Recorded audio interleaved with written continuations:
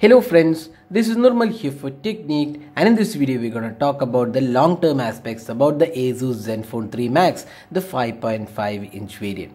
So we have been using this device for over a month now. So previously we have already done the detailed review of this device back in December 2016, and now we have done an extensive 1 month long-term review of this device, and we are going to talk about how good the device is for this price segment. In between, when the phone was launched last year, it was priced 17,999. So when we reviewed the device in the first instant, that was 17,999. Now the device is a bit more cheaper at 15,999. So how does this device perform in this price segment, especially the reduced price segment, and how good the performance is in a long-term aspect?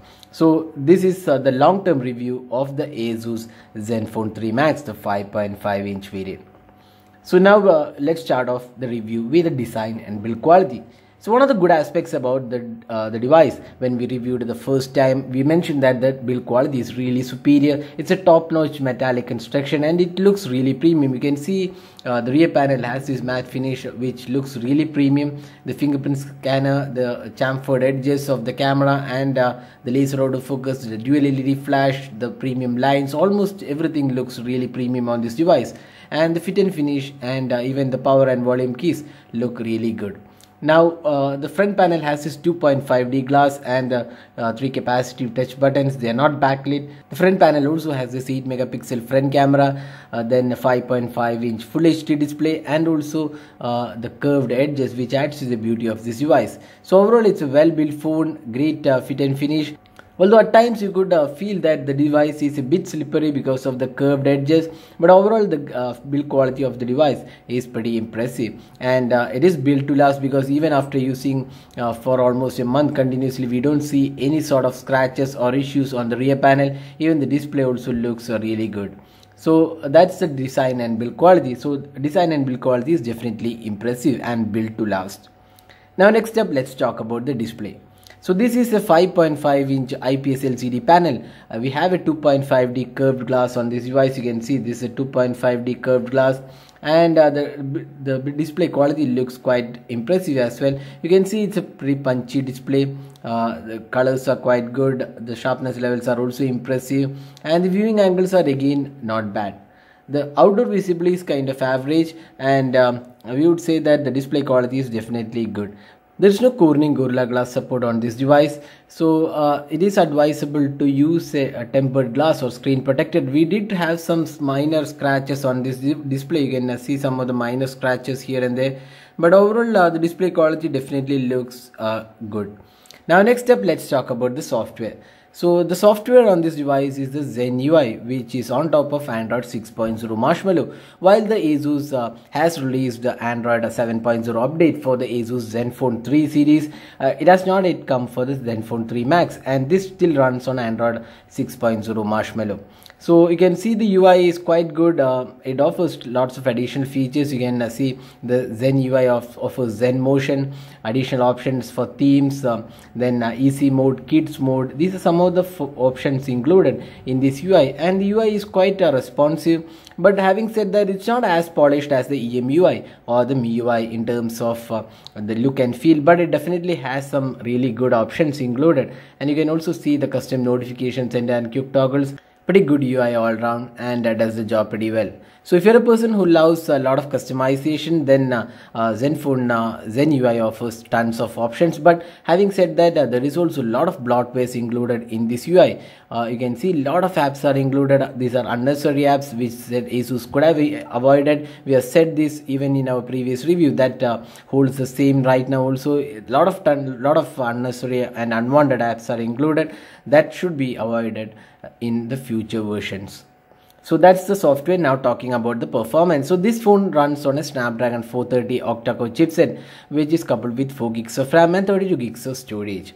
Now the Snapdragon 430 is the same chipset which was available on the Redmi 3S. Even Lenovo's device also had the Snapdragon 430, which was almost 10k, which was almost in the 10,000 price segment. Now we have it in higher price segment. So while the Snapdragon 430 is a quite decent chipset without any issues, even on the Zenfone 3 Max, it performed quite well. You could see the gaming experience was also quite good, no major lags or issues, but it is not a processor which you can push harder for heavy multitasking. That's where you could see some lags and minor issues happening, but overall in day-to-day experience the performance was quite decent, and you don't have much to complain. Although if you push it harder, you can definitely see some minor issues, and it definitely struggles in terms of the performance aspect.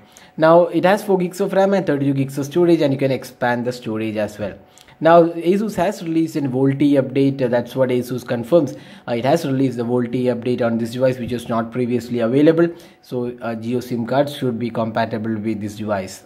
Now moving on to the camera performance. So this has a 16 megapixel camera, and it also has a front facing 8 megapixel camera. Now the 16 megapixel camera has a lot of additional modes. You can see a lot of features are included. You can see QR code, low light performance, HDR Pro beautification, manual mode, and tons of other useful features are included.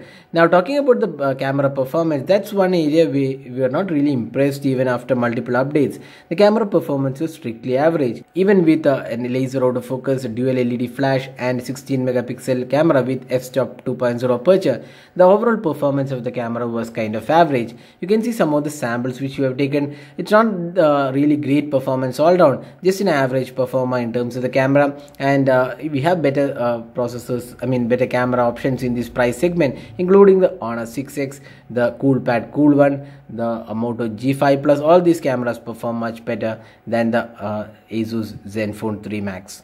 So next up, let's talk about the fingerprint scanner. The fingerprint scanner is located on the rear panel and does the job pretty well in terms of the performance, and it's definitely a good performance fingerprint scanner, and you can unlock the device in pretty good time, so you don't have much issues with the fingerprint scanner. Next up, let's talk about the battery. So this phone comes with a 4100 mAh battery. That's a really good capacity battery on this device, and you can also reverse charge the other phones using the battery. Now the battery performance of this device is really good. It can last almost 1.5 days of battery life if you are a moderate user, and you might even end up with slightly more battery life, because this is a really good battery performance. 1.5 days of battery life is assured on this device. So that was the detailed review of the ASUS Zenfone 3 Max after using it for 1 month. So that's a long-term review. So what do we think about this device after the price change? It is now 15,999. So at 15,999, this device has really good build quality. One of the really superior device in this price segment, along with the Moto G5 Plus, with great finishing. Looks are good. Premium looks offered on this device. A good display, 2.5D glass is included. Then the software is customizable, but it's an outdated version. Still, it has not got the Android 7.0 update.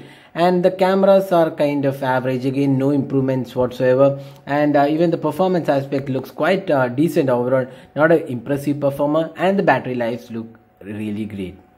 So summing up, is it a good device to buy at 15,999? So we would say it's not really a great device, but if you're looking for an offline alternative to Moto G5 Plus or even the Redmi Note 4 or the Honor 6X, the ASUS Zenfone 3 Max is a decent option to choose. If you're looking to buy a device, especially the offline availability is one of the good aspects about the ASUS. It's all available in most of the stores. So if you're not really interested in buying device online, ASUS Zenfone 3 Max offers decent options at a price range of 15,999. So that was a long-term review of the ASUS Zenfone 3 Max. Hope you liked this video. Don't forget to hit the like button and also hit the red subscribe button for more videos. Thanks for watching. Hope to see you in our next video. Have a great day.